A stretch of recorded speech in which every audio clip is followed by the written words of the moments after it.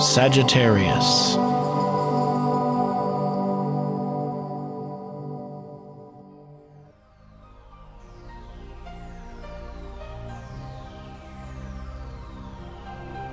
Hello Sagittarius, Happy New Year 2015. I want to thank you for having watched and followed through 2014, and for those of you who are new to the channel, I want to wish you welcome as we go through our charts month by month. So the big headline news for you Sagittarius here in January is that now Saturn has moved out of your 12th house. The 12th house is the spiritual house, it's the karmic house. So some of you over the last 2.5 to 3 years, you've felt, the burden of the need to kind of wrap up all loose ends of the last 28-year cycle. Last time here that it came into your first house, where we're starting right now, was between 85 and 88. Whatever tests you grew with back then is what you're going to be encountering now again. So we're putting to rest the heaviness that some of you might have felt, but it's also been, shall I say, growing your awareness within the spiritual realms, as the 12th house is the Piscean house.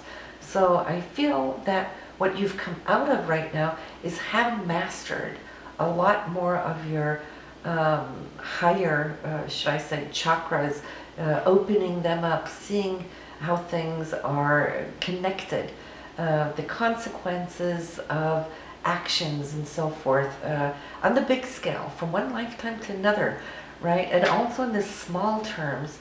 So that's what Saturn has powered you up to teach you how to master those skills now that it's moving into the first house, which is you, essentially you. It's your personality, it's your day-to-day consciousness in this area, and Saturn is now asking you to start now to live up to those things, because you're starting off on, like I said, a new 28-year cycle.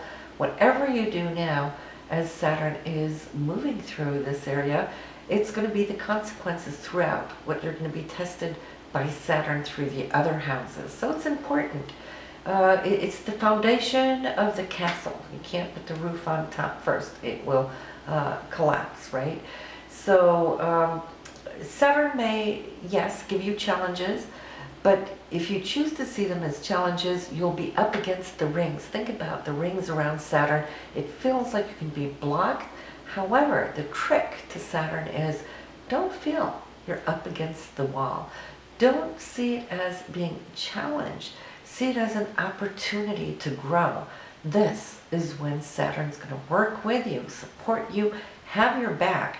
Every time you rise to the occasion, you'll see how you're going to take more and more of that strength of self-determination, feeling accountable and strong, and where you can apply yourself out now to the world, because the world is going to be watching you right now, Sagittarius, as this phase is all going to be on you. How are you going to deal with the situations given to you? So it's really, really exciting. It's a great, great opportunity. And anything you do now over the next 2 to 3 years, until that of December 2017, if you do it right, you're going to start harvesting good money coming in, as Saturn's going to go through your second house of income. If you don't really get all your ducks in a row at this time, well, then Saturn will come to you with burdens from 2017 and the next 3 years, all right? Think about it as karma. What we arrange and put forward now is what we're going to reap later, okay? So we want to start that new karmic cycle in a very good way. So the foundation laying, I feel you're already now in January going to have a couple of small tests of it, as we're going to have a couple of transits to Saturn. We'll go through that here in just a little bit. But I want to start talking about this little stellium of planets now that are all in your second house, for money, income, self-esteem, self-worth, and so forth. And you've got a little crowd of 5 planets here. You got the Sun, you got Mercury, you got Venus, you got Pluto, and you have the new moon. How fortunate is that? So I'm feeling that the new year is going to start off with some news, insights, opportunities. Right off the bat, you're the one of the 12 signs that is having this placement. So you want to make sure that whatever is now before you, that you make the most out of it. The Sun and Mercury here is going to communicate about money matters, contracts, and so forth. Venus is here, which rules the second house, so that's extremely fortunate. That's like a double whammy.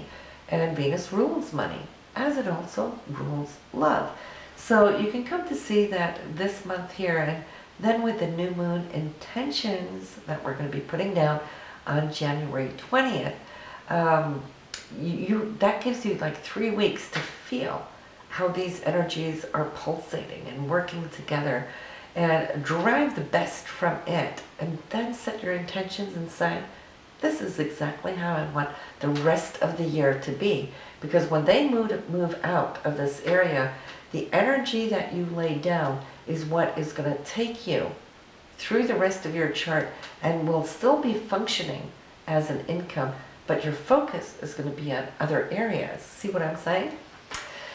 So we have that. So let's talk about January 1st, because here we have a decision to make, and it might have something to do with, well, for you it's between the 3rd and the 9th house. It might have something to do with travel or moving. Not necessarily that you would be moving right away, because that's more the 4th house. This is the 3rd house, so it's travel. And so there's both short distance and long distance coming up, and making decisions. And it could be a very exciting month because Mars here is in Aquarius, and it wants to explore new things. It's all that electric energy that Aquarius gives you. And then Jupiter up here in the 9th house, that is really longing for more of the long distance travel to explore and experience. Now Jupiter in that 9th house is a beautiful placement for you, Sagittarius, to have, because it rules that area, so it's doubly as strong. Jupiter expands everything it touches. The 9th house has to do with higher education, higher thoughts, your spirituality. It has to do with foreign places and people, and so and research, of course. So right now Jupiter is helping you focus on what needs to be researched. What kind of classes could you take that could shore you up? Because once summer comes along and Jupiter moves out of this area, it's going to go into your career house. And then your career house is going to explode for the first time in 12 years. And you're only going to have 1 year of that glory. So it's like you've worked for that now for these 11 years. So when it comes up to that 10th house, then you will see if you've laid down your roots properly. This should be a grand time from summer onwards, but we're talking still January. Now, Jupiter is retrograde and will be until April 9th, so it gives you a little extra time. So it doesn't just rush off and out of this area, so it gives you a little extra time to kind of wrap up loose ends. What have you learned, in this area? What can you take to heart and to mind that started unfolding for you last summer? That's when it moved into this area, and you will have it there to July. So whatever you learned from classes that you took, or that higher education, or the research that you did, this is all pearls and diamonds, okay? So you really want to make sure that they sit with you, all right? Even when it's retrograde, it's just a good thing, because it allows you to go back over and re-reap, okay? So January 3rd, there might be some news coming to you, and you're not quite sure what to do about it quite yet. It could be on a creative issue, but it's a passing influence really quickly there, just a day or so. Then we have January 4th. Then we have the first transit that's going to be testing this new placement of Saturn in your first house, the personality. And it's coming together really nice. You're liking it. Venus is there in your second house. It is right here now, doing the dance with Saturn in the first house. Venus is just on the cusp, wanting to move into the third house, but before it does, it's like it wants to show you that you have achieved something that can give you monetary benefits, all right? So it's going to put a big smile on your face. And then on the 12th, Mars, which currently is in your third house for movement, travel, also siblings is in this area. Siblings, neighbors, the community that you live in. Mars is kind of restless, wanting to do something here, but it's moving out of this area by January 12th. Then it's going to move into your fourth house of home, foundation, family, who you are on the inside. And Mars is really going to be focusing on how you live, where you live, and real estate and property. And that focus is going to be with you for a while it's wanting to kind of build something more of an ideal structure. And I say ideal because your fourth house here is ruled by Pisces and Neptune. So dream big in order to gain big. Then we have here on the 15th, just like you had a little test there that came out really well, January 4th. Here on the 15th, now Saturn's going to be testing your Mars. And Saturn, your first house, and then into your fourth house. It's more like, how do I live? Do I still want to live this way? It's squaring. So something's not really feeling like it's working. But thank God now you have the transit of Mars to fix this up or do what you need to do, make new arrangements. You're feeling that the space might be a little limited because Saturn is limited, right, with the rings. And you might feel that you need more space. Well, then that's a good thing. Then this little challenge isn't negative. It's an opportunity. Now, if we can learn always to think about Saturn as an opportunity to expand beyond those rings, we're setting ourselves up for something wonderful. Already on the 19th, I see there is some communication here with Venus and Jupiter. Has to do with some values that you hold. Now, Venus rules women, it rules money, and it rules those values that we have, love and relationships. And then Jupiter here is like apart from it. It's opposing, each other. So you might find yourself in a space and then either a partner in another space, but it could also just be in a mental space. It doesn't have to be by physical distance, which it could be. But it's more also coming to terms with how you're wanting to grow your own financial situation as well. So that's something to think about on the 19th. And already on the 20th, I see some kind of very smart, inspired, I'd like to say, idea coming to you. So pay attention to it. You may not be able to act on it right away, but just seeing it is putting it on your horizon. And once you do, it's going to open up even more to come from it. So I'm liking that.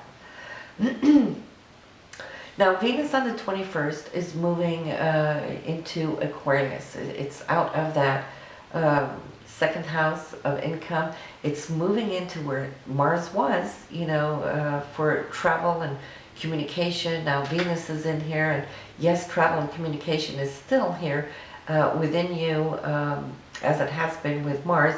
So you'll come to feel that that is something that you'd like to do here. Maybe a short trip could behoove you at this time.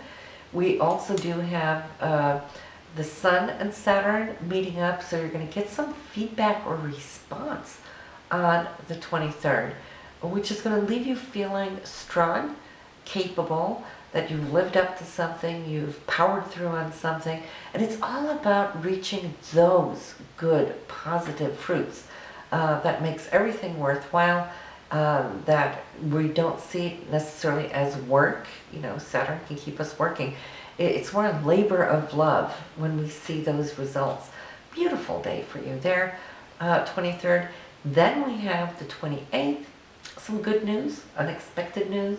This is coming from the area, I feel, within either love and romance, but it could also be from your children, if you have children, and also your own creativity or the business that you own. There might be something now that's kicking into action. The only thing I'd like to say is be careful with any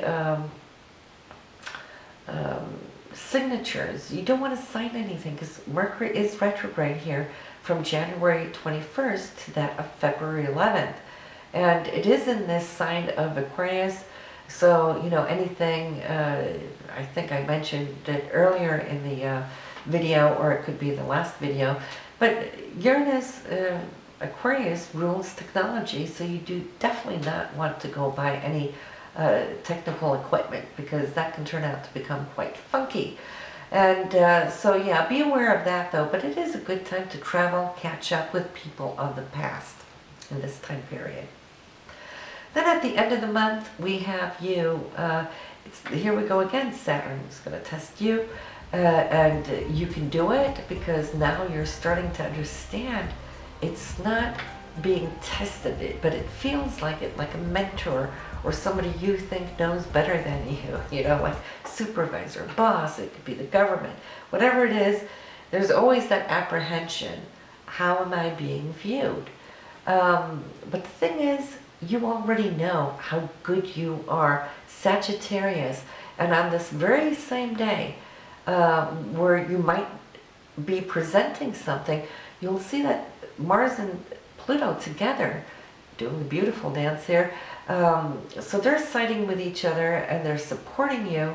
Mars is dynamite, and I love to say Pluto is nuclear.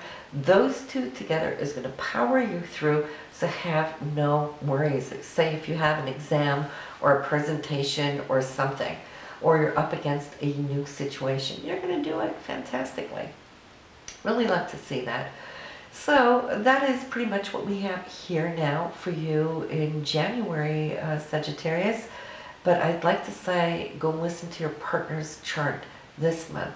Do know where his or her Saturn is changing, because they're not going to be where they were over the last 3 years. They're going to be looking into new areas, and it might be different from your area.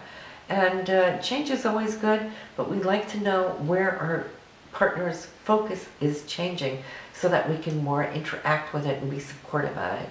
And the same thing goes to listening to your moon and rising sign, because that will also show the other areas where Saturn may be affecting you, having you grow and become more the master of your own ship, so to speak. And I'll see you next month there, Sagittarius. Bye now.